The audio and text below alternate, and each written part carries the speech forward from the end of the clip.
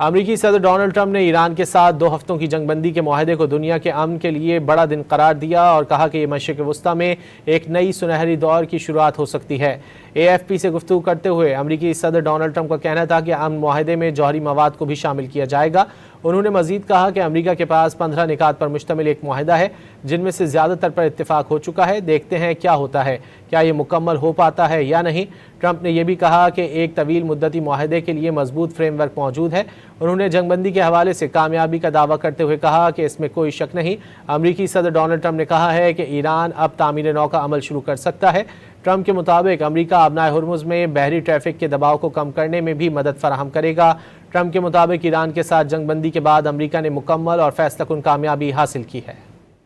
Trump کے مطابق امریکہ آبنائے ہرمز میں بحری ٹریفک کے دباؤ کو کم کرنے میں بھی مدد فراہم کرے گا۔ ٹرمپ کے مطابق ایران کے ساتھ جنگ بندی کے بعد امریکہ نے مکمل اور فیصلہ کن کامیابی حاصل کی ہے۔